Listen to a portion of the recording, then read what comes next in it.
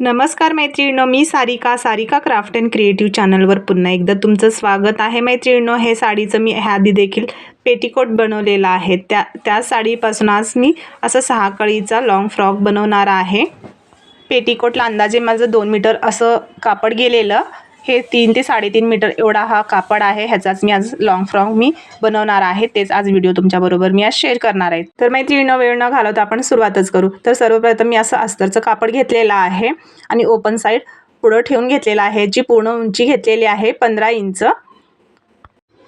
आणि शोल्डर घेतलेले आहे 6 इंच आणि गळा 3 इंच असं पद्धतीने मी मार्क करून घेतलेले आहे. आता गळा उंची आपल्याला 6 इंच घ्यायचा आहे. जे पुढून मी सांगत आहे तुम्हाला, हा 6 इंच पुढचा भागचा गळ्याचं माप आहे. मागच्या गळ्याची उंची किती घेतली हे ते पुढे तुम्हाला सांगणारच आहे. अशा पद्धतीने 6 इंचावर मार्क करून आर्म होल देखील 6 इंचाचाच घेतलेले आहे आणि तिथे देखील आपल्याला बॉक्स बनवून घ्यायचा आहे. मी हे 36 साईजचा ड्रेस शिवणार आहे, म्हणजे माझ्या साईजचा मी हे ड्रेस शिवणार आहे. तर 36चा चौथा भाग 9 इंचावर असं मार्क करून घेतलेला आहे आणि 1 इंच मी मार्जिनला ठेवलेली आहे. नंतर आपल्याला अशा पद्धतीने मार्क करून आपल्याला पंचकोन गळा असं काढून घ्यायचं आहे. नंतर मैत्रिणींनो, आपला आर्म होल जितका आहे त्याचा अर्धा भाग आपल्याला मार्क करून घ्यायचा आहे आणि तिथूनच आपल्याला अशा पद्धतीने शेप देऊन घ्यायचा आहे. अर्धा इंच आपल्याला आतून अशा पद्धतीने राऊंड करून घ्यायचा आहे. जसं मार्क केलं तसंच आपल्याला कटिंगसुद्धा करून घ्यायचं आहे. तर मैत्रिणींनो, माझ्या चॅनलवर नवीन असाल तर प्लीज माझ्या चॅनलला सबस्क्राईब करा आणि व्हिडिओ आवडल्यास एक लाईक करा. तर बघू शकता, जसं मार्क केलेलं आहे मैत्रिणींनो त्याच पद्धतीने आपल्याला कटिंग करून घ्यायचं आहे. हे 36 साईजचं घेतलेले आहे. त्याचा चौथा भाग 9 इंच प्लस 1 इंच अशा पद्धतीने मी हे 10 इंच घेतलेले आहे. अजून एकदा तुम्हाला सांगणार आहे. तर 10 इंचावर असं मार्क करून त्याच पद्धतीने आपल्याला कटिंग करून घ्यायचं आहे. जसं मार्क केलं त्याच पद्धतीने.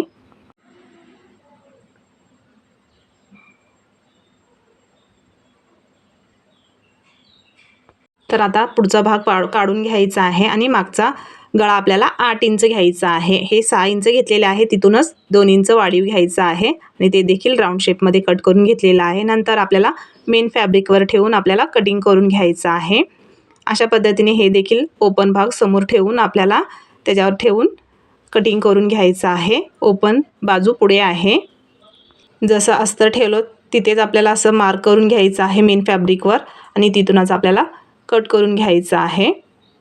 तर बघू शकता, अशा पद्धतीने कटिंग करून झालेलं आहे. तर आपल्याला आता खालून कळी काढून घ्यायच्या आहेत. कळीसाठी सेम पुढून ओपन बाजू आहे. अशा पद्धतीने आपल्याला फोल्ड करून घ्यायचं आहे. ह्याची पूर्ण लांबी घेतलेली आहे 38 इंच उंचीला. तुम्ही बघू शकता 38 इंचावर मार्क करून मी एक्स्ट्रा भाग कापून घेतलेला आहे. तुम्ही व्हिडिओत बघू शकता. तर अगदी कमी कापडामध्ये असं घेरदार आपलं हे लॉंग फ्रॉक बनून होणार आहे. नंतर आपल्याला डबल फोल्ड करून घ्यायचं आहे. सेम त्याच पद्धतीने अशा पद्धतीने डबल फोल्ड करून आपल्याला कळी काढून घ्यायचं आहे. हे बघू शकता तुम्ही, ओपन बाजू पुढं आहे. अशा पद्धतीने फोल्ड करून घ्यायचं आहे.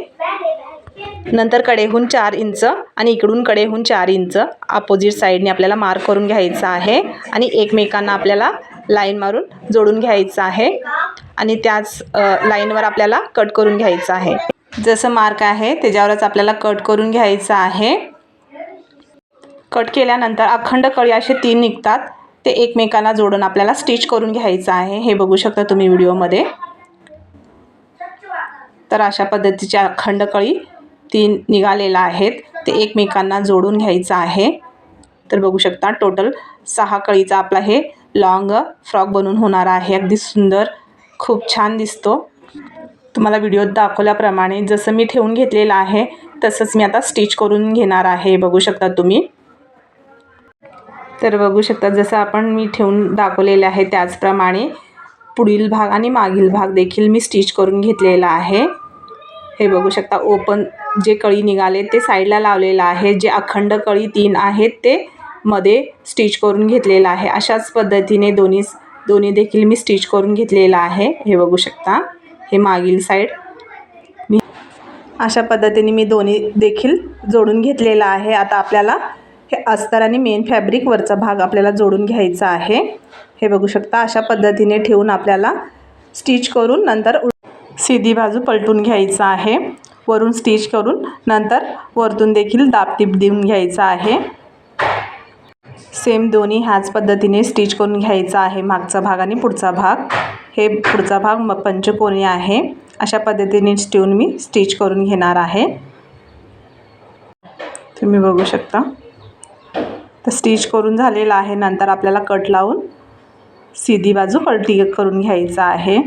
कट दिल्यामुळे सीधी बाजू पलटी करून झाल्यानंतर इथून देखील दाबटीप देऊन घेतलेला आहे आणि मागचा आणि पुढचा दोन्ही भाग अशाच पद्धतीने मी शिवून घेतलेला आहे।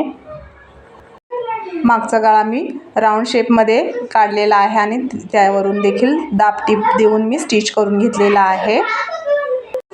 नंतर आपल्याला खालचा भाग जोडून घ्यायचा आहे। जे 3 कळीचा काढलेला आहे ते आपल्याला जोडून घ्यायचा आहे। अगदी छोटे छोटे असे प्रिल्स करून घ्यायचे आहेत। बघा व्हिडिओ दाखवल्याप्रमाणे एक एक असं प्रिल्स करून थोड्या थोड्या अंतरावर अशा पद्धतीने जोडून घ्यायचं आहे। अगदी सोप्या पद्धतीने तुम्हाला कटिंग आणि स्टिचिंग सांगितलेलं आहे। जरी तुम्हाला व्हिडिओ आवडला असेल प्लीज एक व्हिडिओला लाईक करा। हे बघू शकता अशा पद्धतीने मागचा आणि पुढचा त्याच पद्धतीने मी जोडून घेतलेला आहे। नंतर आपल्याला अस्तर जोडून घ्यायचं आहे। अस्तरसाठी देखील एवढाच मी कापड घेतलेला आहे, ते देखील अशाच पद्धतीने प्रिल्स करून आपल्याला अटॅच करून घ्यायचं आहे। हे बघू शकता असे छोटे छोटे प्रिल्स काढून सेम मेन फॅब्रिक कसं लावलेलं आहे त्याच्यावरच आपल्याला लावून घ्यायचं आहे। तुम्ही व्हिडिओत बघू शकता। तर मैत्रिणींनो मला खूप आशा होती की अशा पद्धतीनं लॉंग फ्रॉक घालण्याचं, तर फायनली मी आता माझ्या हातचाच मी शिवून घेतलेला आहे। अगदी जुन्या साडीपासून देखील तुम्ही अशा पद्धतीने हे लॉंग ड्रेस तुम्ही डेली यूजसाठी बनवू शकता किंवा पार्टीला वगैरे देखील अशा पद्धतीने हे लॉंग फ्रॉक बनवू शकता। नक्की तुम्हाला हे वेअर करून दाखवते, खूप छान दिसणार आहे हे मला। तर सेम त्याच पद्धतीने दोन्ही देखील जोडून घेतलेला आहे।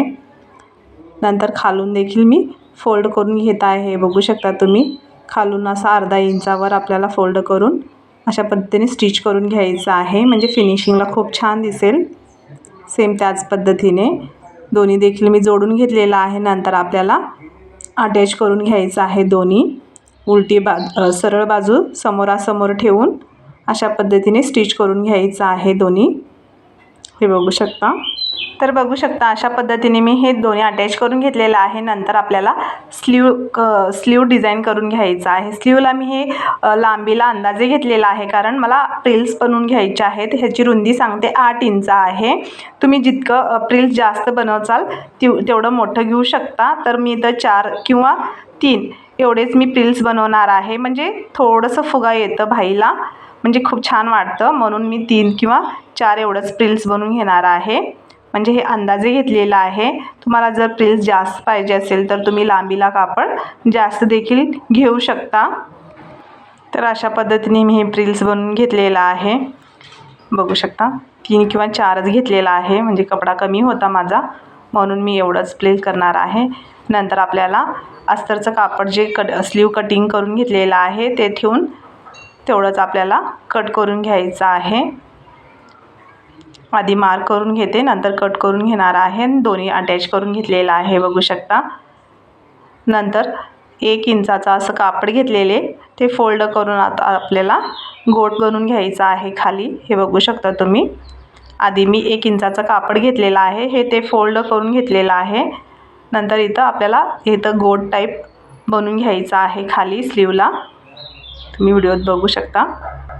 हे बघू शकता स्टिच करून झालेला आहे। नंतर वरून देखील आपल्याला फोल्ड करून अशा पद्धतीने स्टिच करून घ्यायचं आहे। हे बघा फिनिशिंगला खूप छान वाटतं आणि स्लीवला देखील खूप छान वाटतं। अशा पद्धतीने स्लीव डिझाईन मी केलेली आहे ड्रेसला। नंतर आपल्याला अटॅच करून घ्यायचं आहे। दोन्ही देखील अटॅच करून घेणार आहे। सेंटर पॉईंट काढून घेतलेला आहे आणि दोन्ही स्लीव मी अटॅच करून घेत आहे।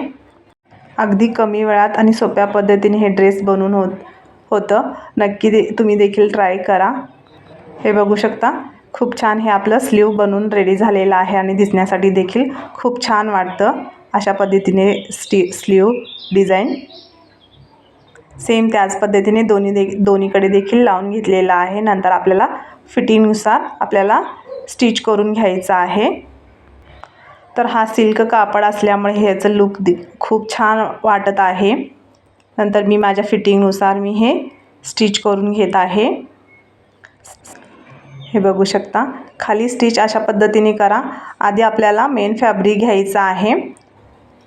स्टिच करताना आधी कमरेत पूर्ण आपल्याला स्टिच करून घ्यायचं आहे. नंतर आपल्याला ते वेगळं करून मेन फॅब्रिक स्टिच करून घ्यायचं आहे. बघू शकता तुम्ही व्हिडिओमध्ये, कमरेपाशी आल्यानंतर फॅब्रिक वेगळं करून घ्यायचं आहे अस्तरचा आणि मेन फॅब्रिक आधी स्टिच करून घेत आहे मी. नंतर अस्तरचा कापड घेऊन ते देखील सेपरेट मी स्टिच करून घेत आहे. तुम्ही व्हिडिओत बघू शकता. तर बघू शकता खूप छान हे ड्रेस बनलेला आहे आणि मी तुम्हाला वेअर देखील करून दाखवणार आहे. तुम्ही देखील नक्की ट्राय करा. तुम्ही जुन्या साडीपासून देखील अशा पद्धतीने ड्रेस बनवू शकता. ही खूप छान असा ड्रेस झालेला आहे. नक्की ट्राय करा. खाली तुम्ही पिको देखील करू शकता. मी अगदी सिंपल स्टिच करून घेतलेला आहे खाली अर्धा इंचाचा फोल्ड करून. हे बघू शकता खूप छान हा ड्रेस मला वाटत आहे आणि खूप दिवसापासून माझी इच्छा होती. तर आजचा व्हिडिओ कसा वाटला नक्की सांगा. भेटू अशाच नव्या व्हिडिओ बरोबर. तोपर्यंत बाय बाय.